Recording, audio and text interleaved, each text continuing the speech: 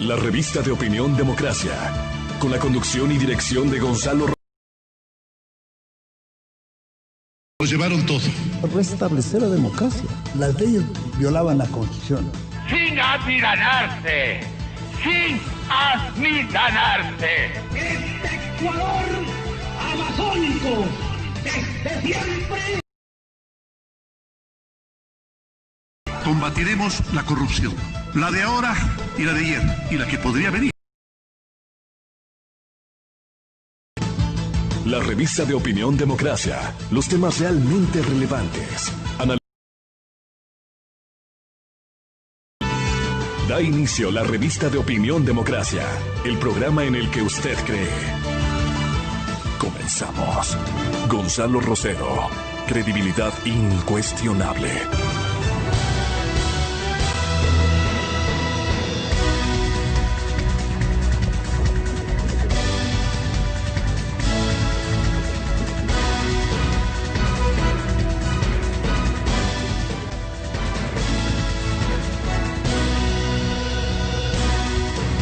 Buenos días, amigas, amigos. Estamos iniciando ya este lunes 11 de enero del 2021. Avanza el proceso electoral. El fin de semana tuvimos un primer debate en medio, un poco observando, decíamos, en medio de las dificultades que esto puede atraer.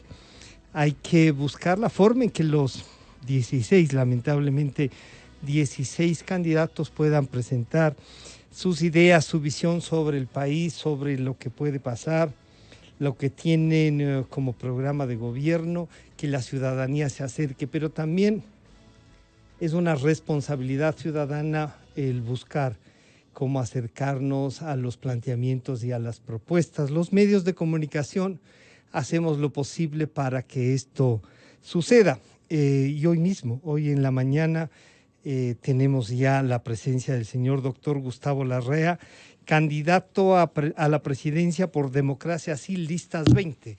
Doctor Larrea, bienvenido, buenos días. Si nos escucha, el micrófono, doctor Larrea. Sí, muchísimas gracias, Francisco. Un gran gusto poder compartir estos momentos, esta entrevista. Gracias a Radio Democracia. Gracias también.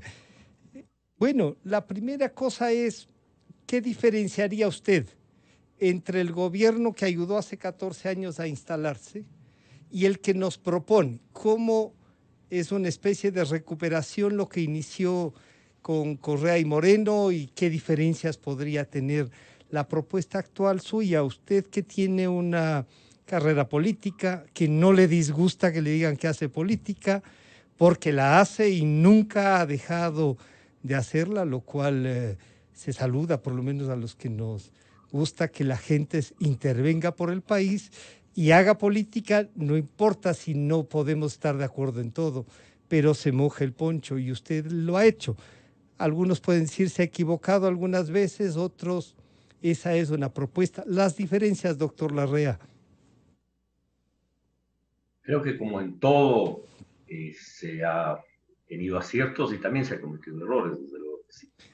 Primero señalar claramente que yo rompí con el gobierno del expresidente Correa hace más de 11 años y que sí, efectivamente yo participé inicialmente en los 2 primeros años del gobierno y me retiré al segundo año, terminado el segundo año del gobierno, en el enero del año 2009 precisamente. Y hace 12 años, ya no 11, y pasé a la oposición.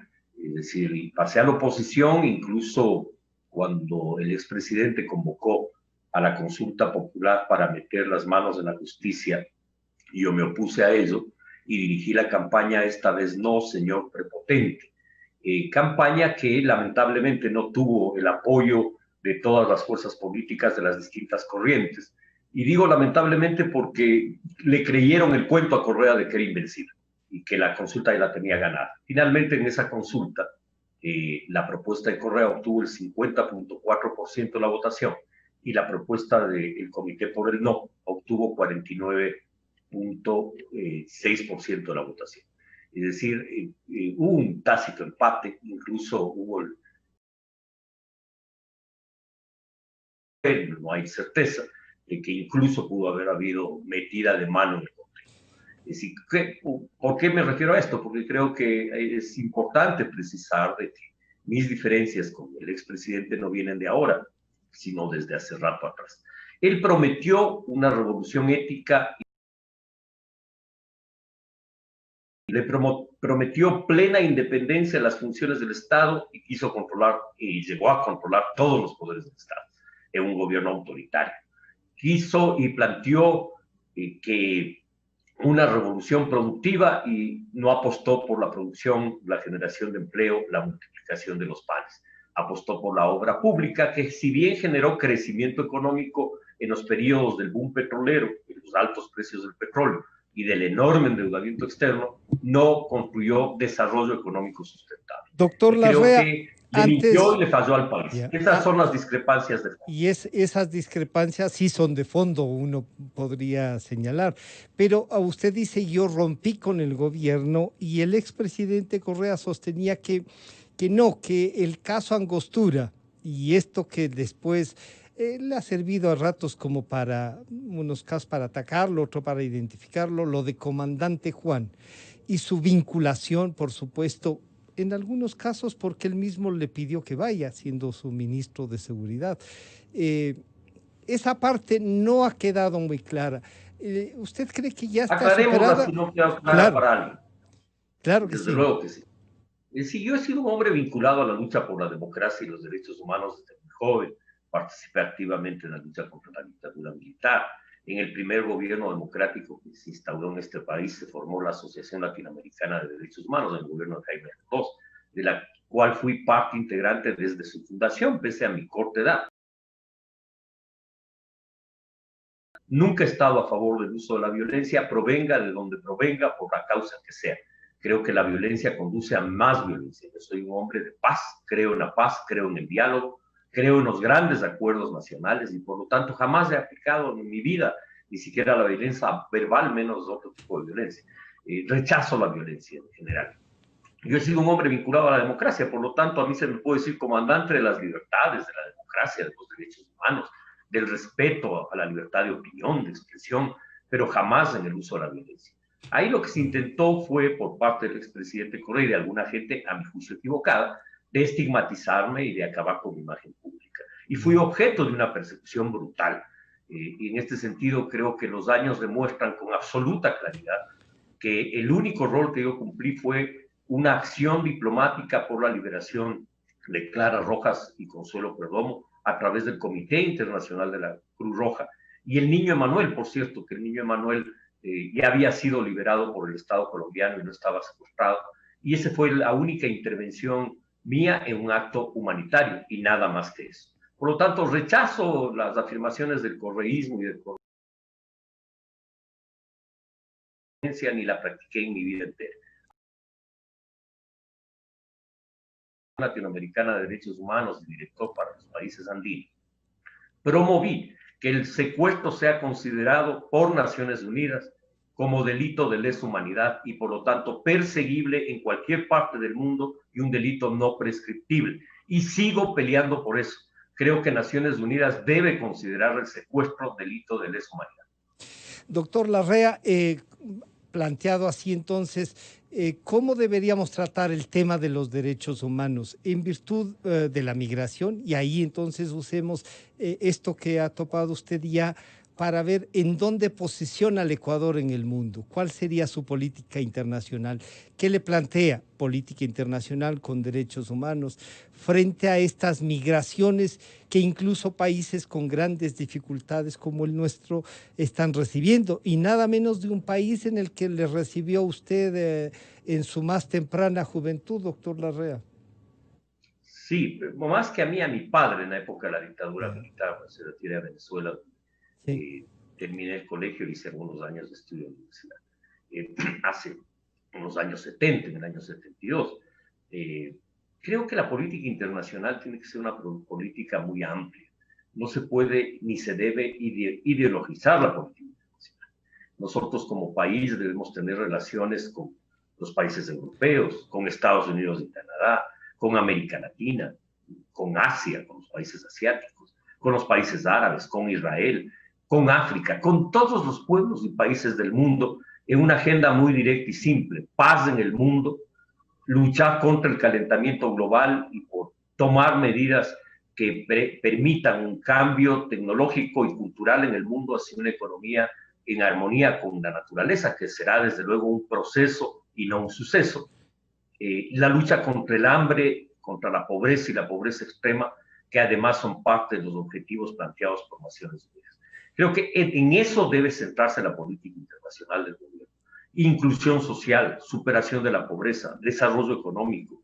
Creo que son diría, para muchos países del mundo, aún lamentablemente, tareas pendientes. Y la Agenda 2030 de las Naciones Unidas, entonces, podría ser una guía de la política internacional en cuanto a las relaciones. Parte de esa guía, porque ya hay un acuerdo en Naciones Unidas básico, y creo que ese acuerdo hay que fortalecerlo para que no quede simplemente en una declaración de principios, sino en un compromiso de los estados por frenar el calentamiento global, un compromiso de los estados y un compromiso por llevar a los países al desarrollo económico, que no es lo mismo que crecimiento económico. Y en este marco, para ver si no es lo mismo crecimiento que desarrollo, para crecer, dicen algunos, entonces, se necesita acuerdos comerciales. Esos acuerdos comerciales, en algún caso, si a usted le eligen presidente, tiene avanzado uno con los Estados Unidos, el tema de la cuenca del Pacífico, fortalecer o no, recuperar el viejo acuerdo de Cartagena, o sea, el Pacto Andino, ver cómo se integra América Latina y con quiénes. Hay dificultades para eso y volvemos. Venezuela no está, Bolivia a ratos está y no está, hay dificultades. ¿Cómo observa eso, doctor Larrea? Mira, yo creo, Francisco, que la política comercial del país debe consolidar amplitud de mercados. Nuestro país requiere las mejores relaciones con el mundo entero, no solo políticas, diplomáticas, sino comerciales. Y en este sentido, el desarrollo económico sustentable se basa precisamente en la capacidad de multiplicar las exportaciones. Y nuestro país, si bien es un país agroexportador, es un país además acuícola, un país marino, que tiene, diría, un sustento importante de su economía en la producción y del empleo fundamentalmente, porque son cientos de miles de unidades de producción agropecuaria y pesquera vinculadas y acuícolas vinculadas al mercado mundial. Es importante mantener una política amplia de apertura, más aún, desde luego, que nuestro país es un país agropecuario que ha dado algunos pasitos lentos todavía hacia ser un país agroindustrial. Convertirnos en un país agroindustrial con capacidad de mejorar las condiciones de exportación, me refiero básicamente a precios. No es lo mismo exportar una tonelada de cacao que exportar una tonelada de pasta de cacao que vale 4 veces más en el mercado mundial, o de chocolate que vale 12 veces más en el mercado mundial. No es lo mismo exportar una tonelada de atún no procesado que una tonelada de atún procesado que vale entre 4 y 6 veces más el precio. Por lo tanto, ese salto hay que darle y para esto hay que tener una apertura comercial. Pero para esto también necesita, doctor Larrea, recursos. Y frente a eso usted nos ha dicho claramente, el desarrollo económico no es lo mismo que el crecimiento económico. ¿Cómo armonizar las dos cosas? Porque se sostiene, en cambio, que el crecimiento económico es el que nos va a permitir eliminar el déficit fiscal, el no necesitar tener generación de impuestos y salir, algunos incluso dicen radicalmente del extractivismo, pero no nos cuentan cómo van a sustituir esos recursos y cómo será la transición, Gustavo. Hay que preguntarles a ellos, pero lo que yo planteo y sostengo es que el crecimiento tú puedes lograrlo con endeudamiento externo, el crecimiento lo puedes lograr incluso con inversión en el área vial y en el área de infraestructura. El gobierno anterior se endeudó, tuvo un buen precio del petróleo y creció la economía, pero no se desarrolló la economía. Desarrollo económico implica... Pero creció en términos... Sí, creció sin desarrollo. El gran problema de este tipo de modelos, básicamente basados en la infraestructura es que si tú inviertes 3.000 millones de dólares anuales o 5.000 millones de dólares anuales y consigues esa inversión vía, en el caso del gobierno anterior, vía precios del petróleo y del producto externo, me refiero al gobierno de Correa, la economía creció, pero no se desarrolló. Y el tema es cómo logramos crecimiento con desarrollo. Y esto implica apertura a la inversión, implica traer la banca internacional al país para bajar tasas de interés, implica una ley de repatriación de capitales para las familias ecuatorianas que sacaron ahorros de capitales cuando al gobierno de Correa se le ocurrió la ley de Plusvalía, la ley de herencia, y generó una estampida y una corrida financiera. Hay muchos ciudadanos que tienen esos recursos ganando muy bajas tasas de interés, básicamente. Pero se podrá traer a través de una ley. Pero traer esos capitales y esos ahorros implica un impuesto del 25 al 30%, un pago de un impuesto. Por lo tanto, hacer diría yo, una amnistía con una ley que implique no más del 5% de impuesto, para que una parte al menos de esos capitales de ahorros retornen al país. Creo que es indispensable multiplicar las exportaciones para atraer divisas, fortalecer la dolarización. Hay que construir una autopista de desarrollo económico y no lo que tenemos ahora, que es una... Hay que tener agilidad tanto en el financiamiento como en la búsqueda y ampliación de mercados. Creo que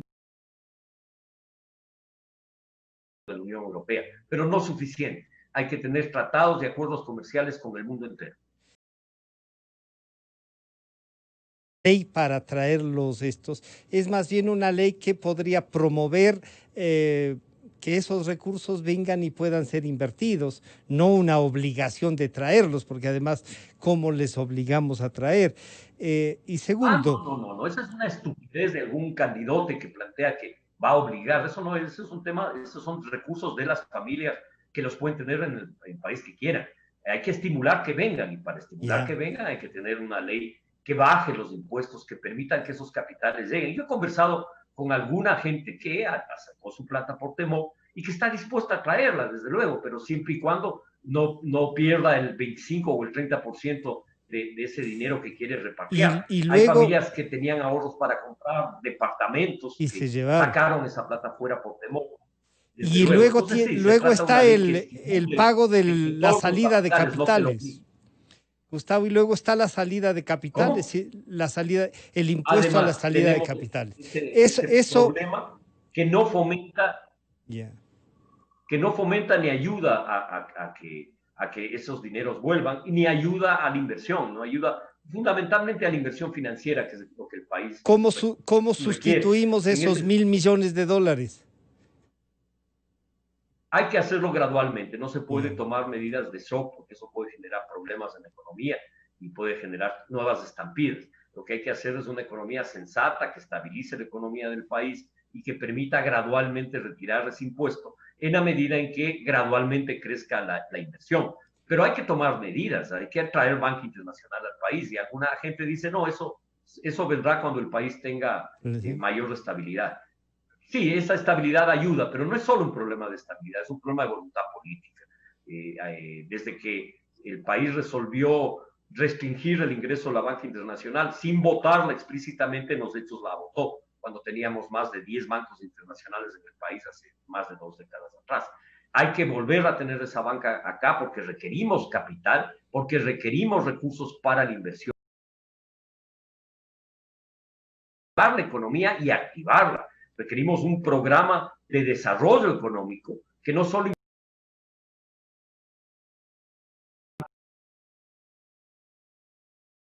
70, que debió dar en el boom petrolero de los años 2000, que es fundamentalmente dar el paso hacia la industria, porque eso nos generará mucho más fuentes de empleo y mucho más divisas para mejorar las condiciones de vida de nuestro país. Frente a esa propuesta que suena lógica, que claro, uno puede preguntarse y decir, sí, ese es un camino, tiene una realidad que es un presupuesto que podría estar entre 32 y 33 mil millones de dólares, y eso le falta 7.000 para financiar.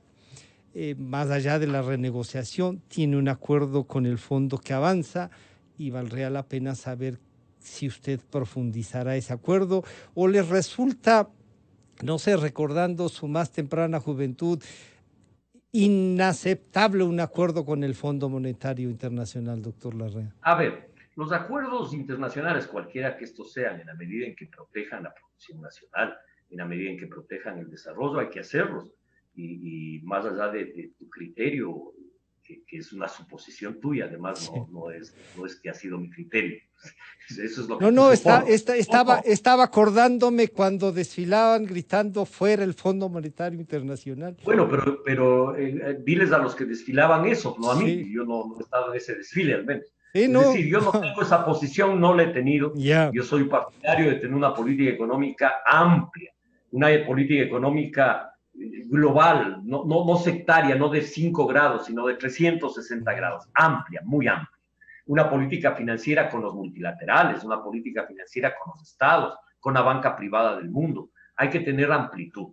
Mira, y me voy a referir diría que con poder transmitir con mayor precisión mi pensamiento.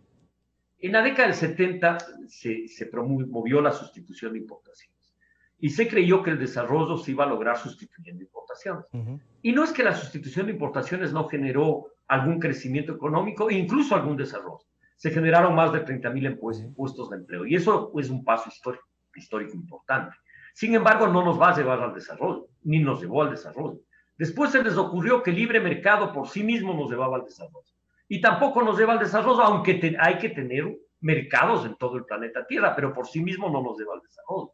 Después se les ocurrió la novelería de fuerte intervención del Estado. Vino la fuerte intervención del Estado y tampoco nos lleva al desarrollo económico. Más allá de que el Estado debe ser un Estado regulador, un Estado que diría que regule la economía, pero que no tenga una intervención que ahogue al país y que subordine políticas públicas, muchas de ellas no alineadas con la realidad productiva del país. Y tampoco nos llevó al desarrollo. Y después se inventaron en escritorio un grupo de PhDs de que el país debía ser un país que compita en la sociedad del conocimiento, que deberíamos dar ese salto. Y se invirtieron miles de millones en eso, entre esos Yachay. Otro fracaso más. ¿Por qué? Porque el desarrollo no es visto desde nuestras propias raíces, más allá de los desaciertos de los gobiernos, de muchos gobiernos, y aciertos de algunos. La economía ecuatoriana tiene un sentido histórico. Nuestro país es un país agropecuario, es el país de la papa, del maíz, del cacao, es un país que tiene una biodiversidad muy importante y que ha desarrollado la economía desde esa biodiversidad. Y esta es la raíz histórica del futuro de una nación. Una nación no avanza desde la invención de algún gobernante, avanza en un proceso social, económico, cultural, que es el caso ecuatoriano, que más allá de las inapropiadas políticas públicas, tenemos más de 800 o cerca de 850,000 productores, unidades de producción en el campo. Solo en bananos son más de 100,000 unidades, en café, en cacao, 30,000 y 30,000. Es decir, en flores, más de 12,000 unidades de producción. Lo que quiero decir con esto es que esa industrial, artesanal, turística, es la que hay que potenciar para apoyar a esa producción. No endeudamiento externo del Estado, líneas de crédito de la banca multilateral, de la banca internacional en general, y de la banca, y cuando digo internacional me refiero a banca estatal o privada del mundo. ¿Directa a los agricultores o a través del Estado? ¿Directa o a través del Estado? A través de la banca. A través de la banca pública y la privada. Ya. Pero antes desde luego, de ir... no se trata de endeudamiento del Estado. Mira, te pongo un ejemplo. Sí. El BID tiene el programa Jóvenes Emprendedores, que es un programa de crédito. El Estado ecuatoriano nunca ha agilitado ese crédito, nunca ha trabajado en ese crédito. El programa del BID, Mujeres Emprendedoras, que también termina con la palabra emprendedora, tampoco el Estado ecuatoriano ha tenido sentido de que esos recursos son vitales para el desarrollo. Traer crédito para la gente, para fortalecer la producción nacional. Y creo que ese es un paso histórico que el país debe dar en los próximos años.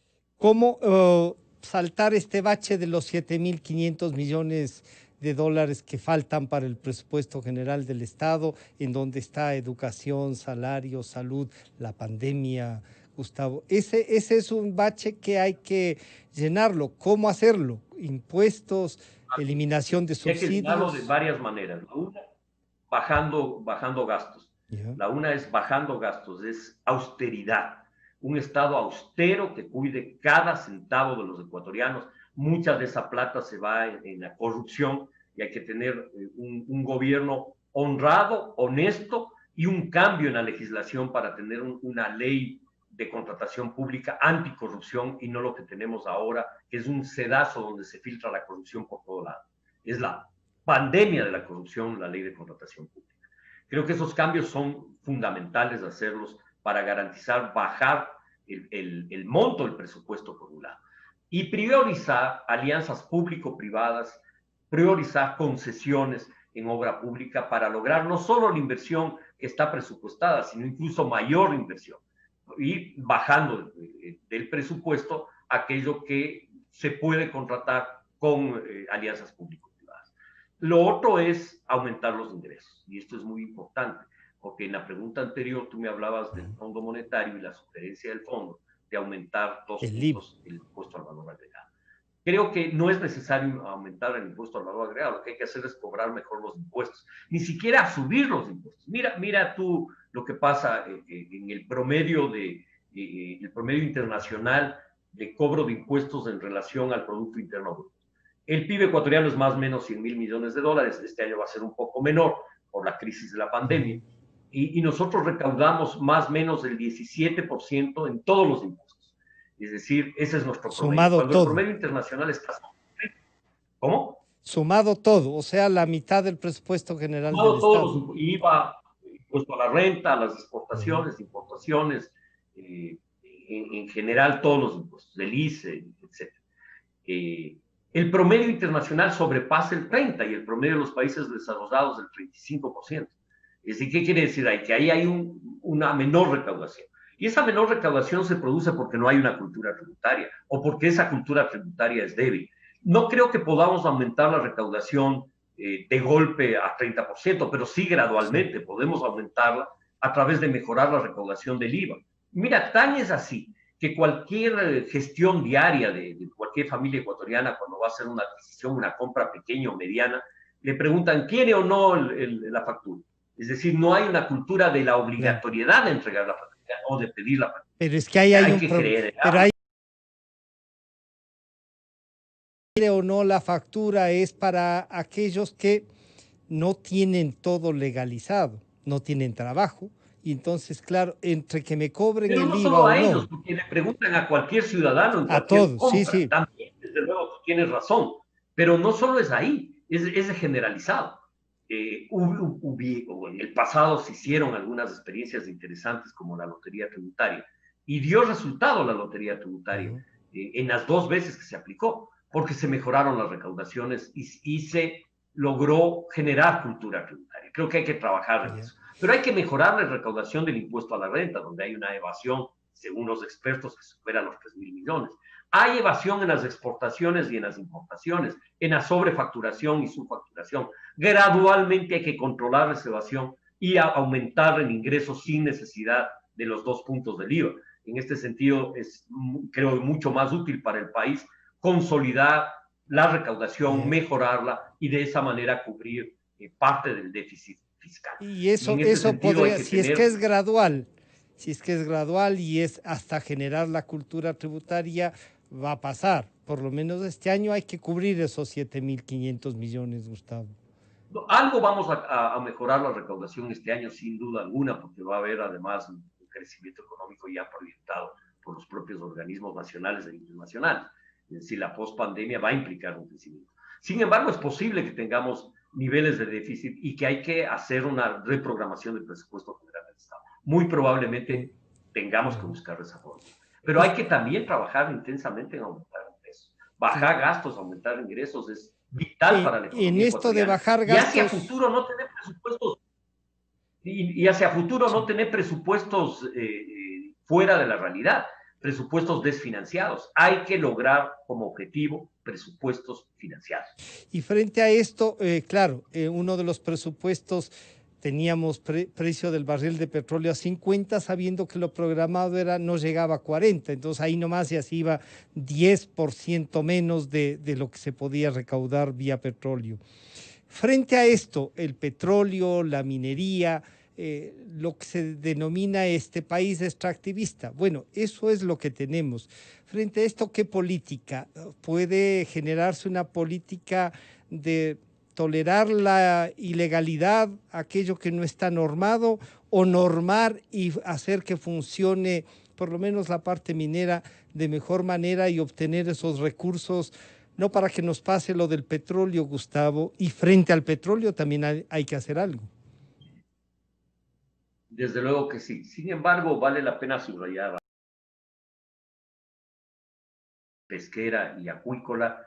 Este año pasado, pese a la pandemia, aumentamos las exportaciones. Y eso es muy importante, porque te demuestra que hay una economía muy dinámica que genera empleo en todos los cantones del país y que en ese sentido hay que apostar por ello.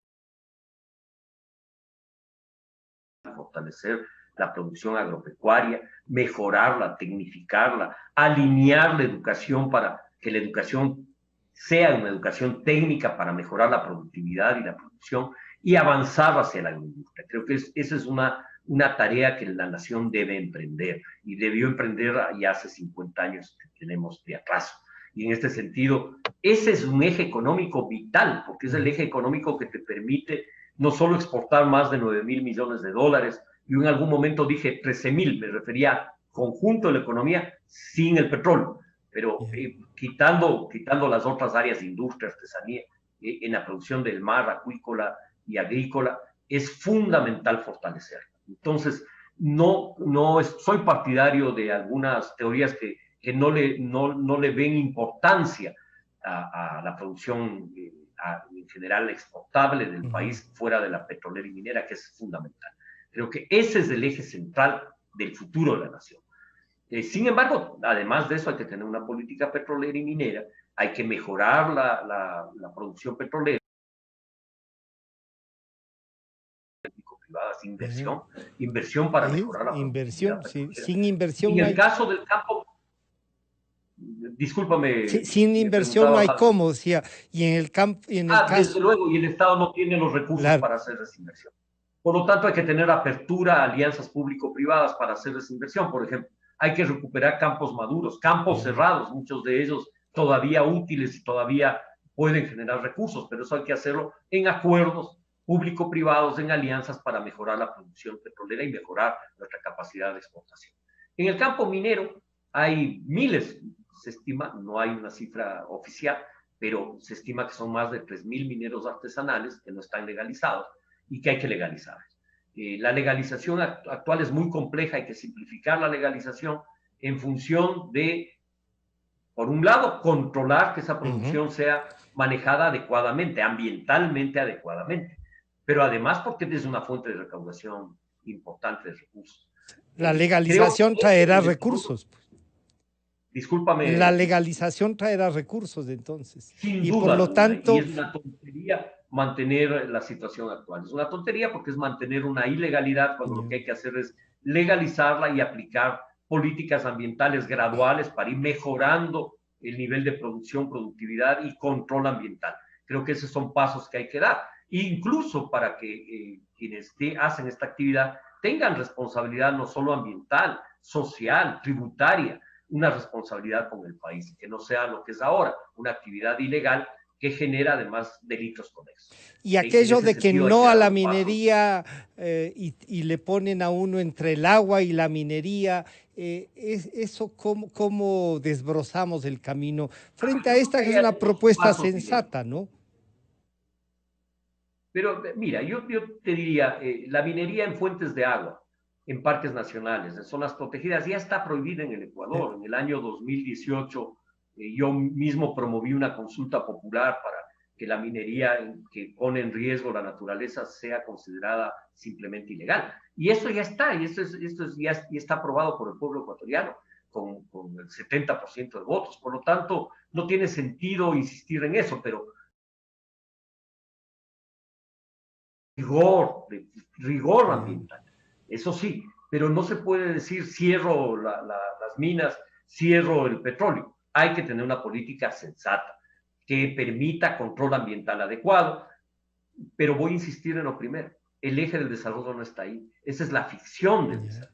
El eje del desarrollo está en economía real, en la que genera y multiplica empleo, en la economía de esas 850,000 familias productoras del campo, de unidades de producción. Esto se aleja del cambio de la matriz productiva, Gustavo.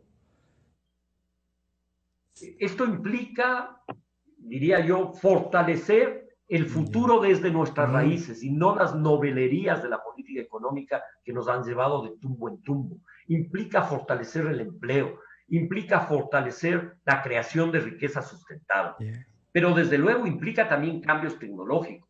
La Unión Europea ahora privilegia en sus adquisiciones productos verdes y hay que tener un sello verde de calidad ambiental que va a implicar cambios, va a implicar el uso de dejar de usar pesticidas y fungicidas químicos y cambios en el tipo de producción amigable con la naturaleza que el país requiere. Pero requiere tecnificar la agricultura, requiere riego y requiere dar el paso hacia la industria. Creo que esas son las tareas históricas más importantes que hay que emprender en los próximos años y probablemente décadas. Esa es la manera de consolidar desarrollo económico con inclusión social, desarrollo económico con justicia social. Y para eso además habrá que tomar en cuenta el tema de la educación, que ha sido mencionado varias veces. Se cerraron los colegios técnicos de agricultura, los técnicos... Creo que ahí no puede ser posible que la educación viva de espaldas a la realidad productiva, cultural, ambiental del país.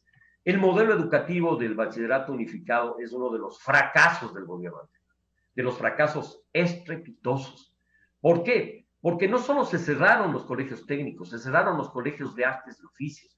Antes teníamos jóvenes que salían de electricistas, ¿sí? Salían de los colegios técnicos, en costura, claro, y los colegios de artes y oficios. Cerrar eso a nivel de las ciudades y del campo fue un retroceso histórico. La educación tiene que estar vinculada a la cultura, al ambiente y a la producción de cada cantón del país. Los colegios tienen que ser técnicos para mejorar la productividad y este cambio hay que hacerlo. Las universidades requieren un cambio. Las universidades deben ser tanques de pensamiento, pulmones de investigación científica para mejorar las condiciones de producción en cada provincia del país y no pensar que la producción del conocimiento debe estar desvinculada de la producción económica. Gustavo, antes de avanzar antes de avanzar a la parte de ciencia y tecnología y las universidades, acercarnos un poco a las escuelas primarias y al colegio secundario, ¿no es cierto? Porque muchos de esos se cerraron, se generaron el bachillerato unificado, pero se cerraron muchas escuelas unidocentes que estaban cerca a la comunidad, cerca de 5,000. Para darles estas unidades educativas inmensas, con pantallas, con todo, pero sin internet, o sea, darles y generar una inversión. ¿Cómo acercamos? Y en la pandemia, ¿cuántos jóvenes se están quedando por no tener acceso al internet, por no tener un teléfono, no tener una computadora? Es casi diría yo, un desastre nacional y no sé cuánto nos va a costar generacionalmente para que estos jóvenes y a los que hay que rescatarles, para insertarles en esto que usted ha descrito como una política económica de desarrollo, pero con sustentabilidad en los ciudadanos y en las personas, Gustavo. Francisco, la novelería de la se había solucionado un problema fundamental, que es que los niños puedan asistir a las escuelas del milenio. Los niños que vivían 7 kilómetros, 20, 30, 50 kilómetros de la escuela media no podían asistir simplemente.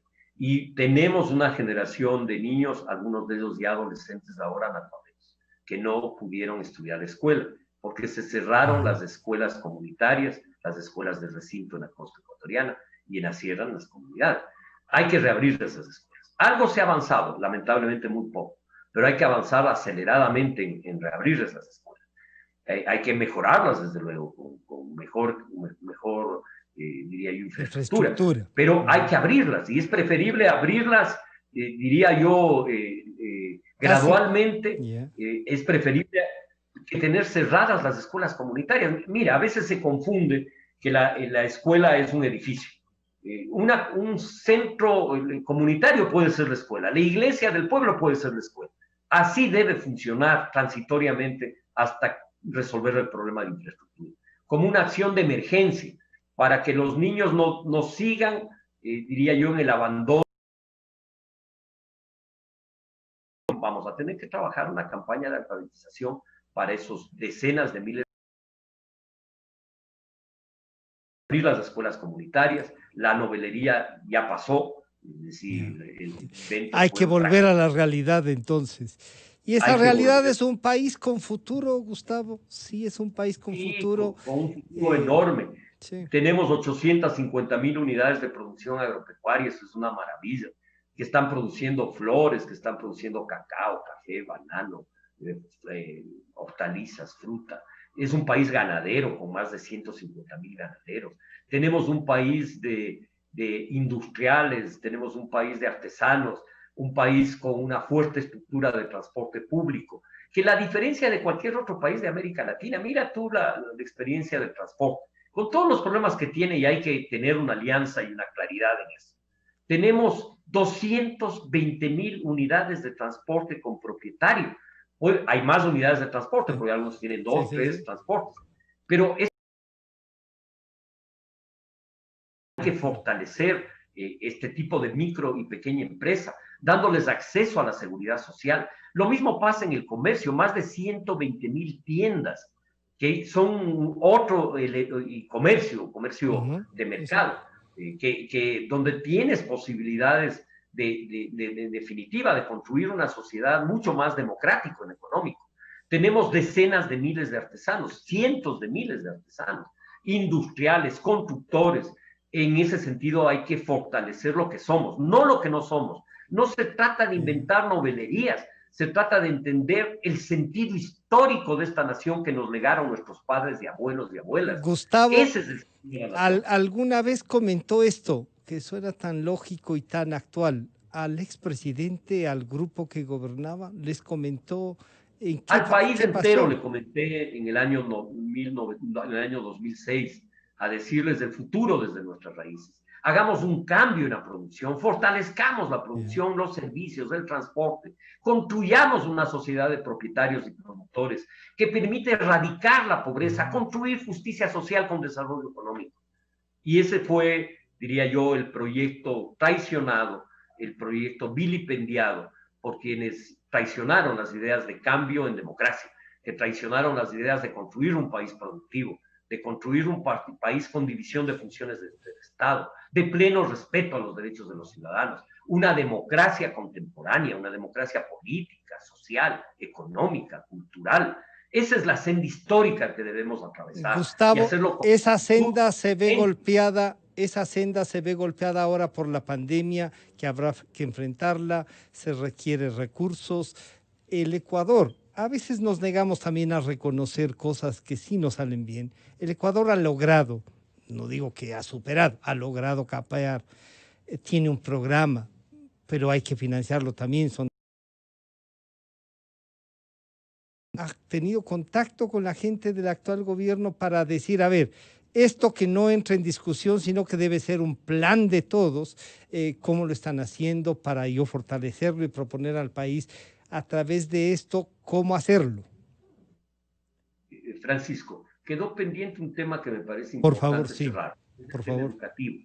Sí, sí. Tú decías, la pandemia nos generó un problema en el campo educativo enorme, porque hay muchos niños y jóvenes que no tienen acceso al Internet, que no tienen acceso a una computadora, a una tablet, a un celular, y el Ministerio de Educación en su presupuesto tiene asignado decenas de millones de dólares para impresión de textos escolares en un momento en que ya los textos escolares ya no son el material que pueden servir, de hecho han servido en la pandemia para los niños y jóvenes que no han tenido acceso al Internet.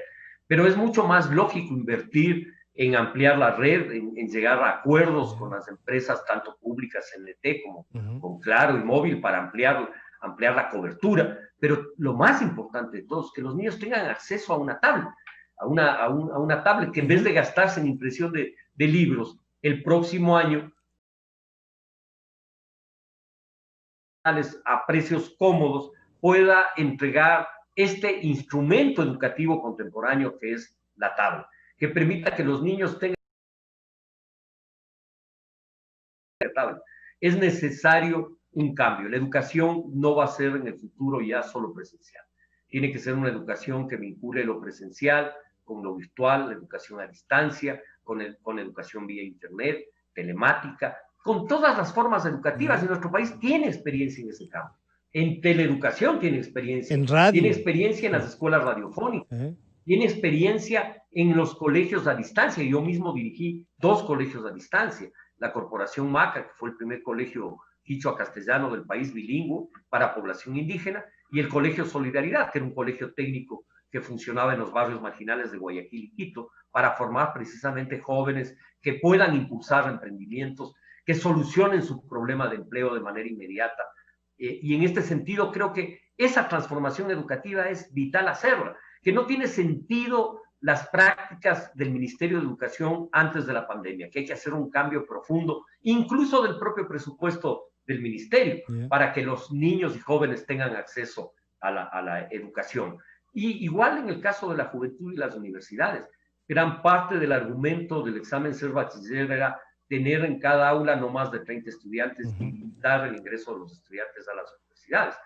Ahora podemos tener cursos virtuales, podemos tener aulas con 30 estudiantes o más virtuales y podemos bajar costos de la educación universitaria, a más de la reforma que es necesaria para que la educación esté vinculada, la educación universitaria, a la realidad económica, cultural, social, ambiental del país, que la educación sea un instrumento del desarrollo económico y no esta barbaridad de tener una educación de espaldas a la... Se nos fue el tiempo. Espero que a lo largo de estos días podamos volver a conversar y tratar algunos temas. Pero, Gustavo, del planteamiento, del análisis serio, comparativo con otras cosas, uno puede decir, Gustavo Larrea ha hecho una carrera política, llega con experiencia. ¿Tiene diferencias al que desfilaba en las calles? Sí las tiene. Y yo ahora acabo de ver que las tiene. ¿Cuánto cambió Gustavo Larrea? Mira, mi vocación por el país y por mi pueblo ha sido una vocación desde mi juventud. Creo en la inclusión social. He peleado por ello toda mi vida y lo haré hasta el último aliento de mi vida. Esto es una convicción. Yo no hago política por ocupar un puesto público como lo he demostrado. Hago política porque creo que es posible construir un futuro de dignidad para el país. Y yo empujar esa línea en el puesto en que me encuentre, sea presidente o no, lo haré. Y lo haré con voluntad, con fe, como lo he hecho siempre. Peleé contra la dictadura militar en las calles, me enorgullezco de eso. No es un pasado del que me sienta mal, al contrario. Creo que un momento tan triste que vivió América Latina, plagado de dictaduras militares, con cientos de miles de ciudadanos asesinados, desaparecidos en Chile, en Argentina, en Brasil, en Uruguay, en Paraguay, en América Central, cuando quedaban muy pocas democracias, la venezolana y la mexicana, la colombiana también, con las dificultades que tenía, y la lucha por la democracia era vital, y fue vital construirla en el Ecuador.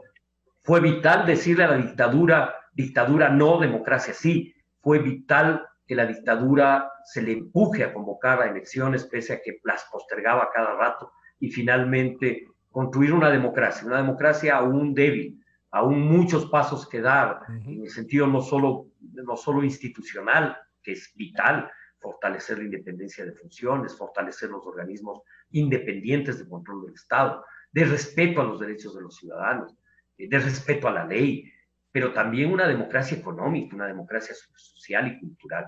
Y creo que esas son, diría, acciones de toda una vida. Desde luego, con mucho más experiencia, con mucho más madurez, con mayor conocimiento, sí, pero con la misma vocación.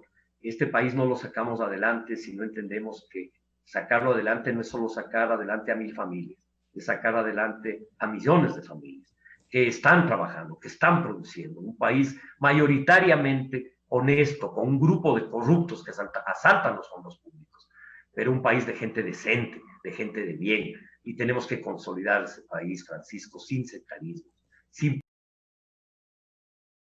Muchísimas gracias por atender esta convocatoria. Yo espero poder conversar, se quedan seguridad, se quedan algunos temas, pero me alegro haber podido conversar, Gustavo, y que nos haya cedido este tiempo.